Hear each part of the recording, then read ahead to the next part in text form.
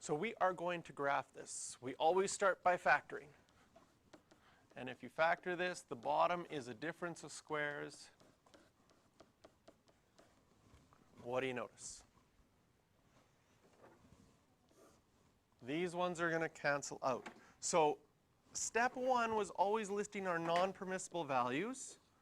Our non-permissible values, x can't equal 1 and x can't equal -1. But then x minus 1 factor cancels out. So which one of those two is going to be a whole? The first one. So this one is a whole. And where is that whole going to be at? It's going to be at 1 comma something. Well, the way that we find out where our whole is after we've canceled things out, we can write our equation simplified. Now, the first thing I want to be careful with is in this one, sometimes students cancel these out and say, oh, I'm left with x plus 1. But the x plus 1 is still there, but where is it? It's on the bottom of our fraction. It stays on the bottom of our fraction. We don't just get x plus 1. And things canceled out, what do I put on the top? 1. Another thing that sometimes happens is people want to write a 0 because it cancels out. But really what's happening, and some people will say, shouldn't use canceled out, you should say simplified instead, because when a fraction is simplified, it would be 1 over 1. So yes, we're left with 1 over x plus 1, and this simplified version is going to help us figure out where our whole is at.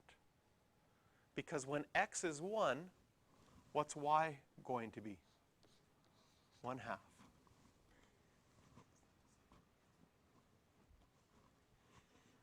And the other one at x equals -1, that's going to be a vertical asymptote. We are going to get an asymptote at x equals -1.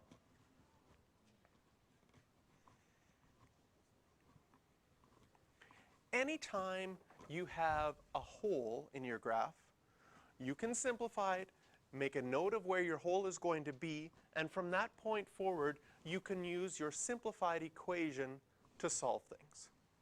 So, step number 2 is where we figure out whether we have horizontal asymptotes or oblique asymptotes.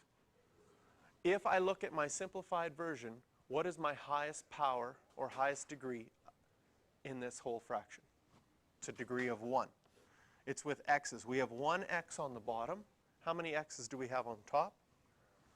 0. This simplifies to 0, which means we have a horizontal asymptote at y equals 0. Yes? If we use the original equation, because there's a hole in it, sometimes the hole gets rid of what would have appeared to be an asymptote to begin with. So in this case, if I use the original equation, it happens to be the same. You get 0x squared over x squared. You get 0 that way as well. There are a few equations where that doesn't happen. In particular, you've done some graphs that ended up being straight lines with a hole in it that have no asymptotes whatsoever.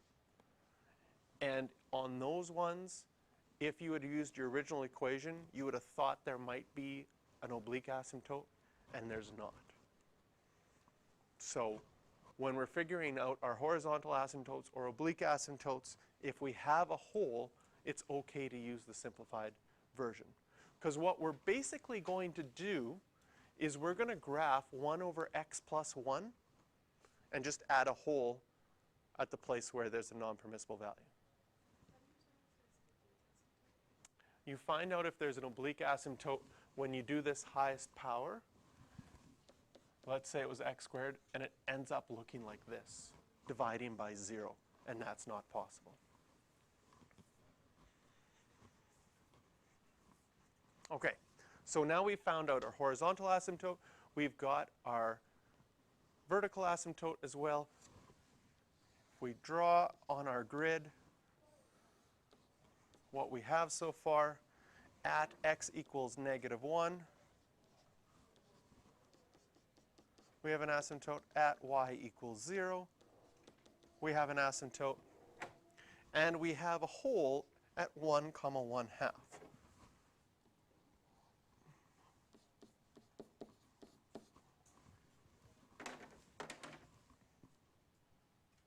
There we go. Perfect. That's what we have so far. You know what? You can just bring that to Mr. Lockhart. Ah, it's right here.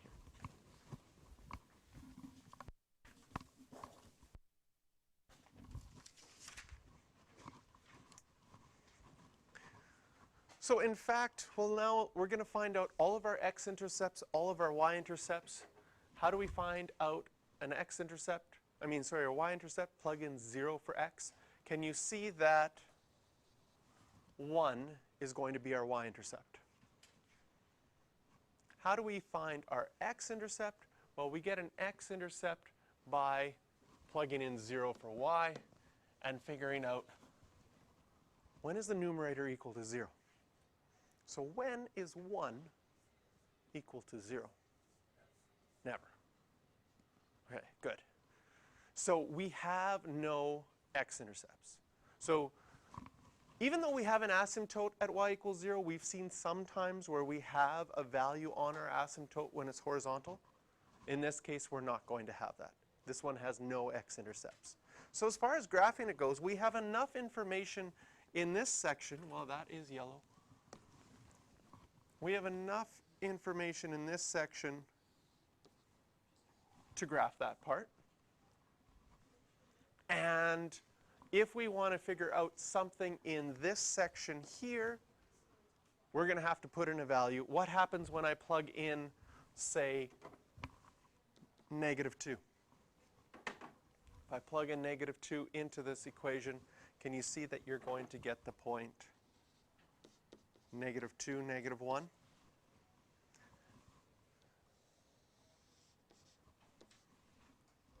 And we get this graph. So I've used the techniques that we've been using lately to graph this, but you could have also used your transformations to graph this. Because do you remember that 1 over x was one of the parent graphs that we studied? And what kind of transformation would a 1 over x plus 1 be? A shift 1 to the left. Can you see that that's our final graph? It's our 1 over x graph, move 1 to the left, with an added whole at 1 comma 1/2. Yes? This part here, I took a value of x, like -2, and I went to this equation, and where this x is, I plugged in -2. And I simplified that to see that I would get 1 over -1, which is -1. And that's how I got -2, -1. But I was also just saying that you could have used your transformations because you knew what the 1 over x graph looks like. And this is just the 1 over x graph moved 1 to the left.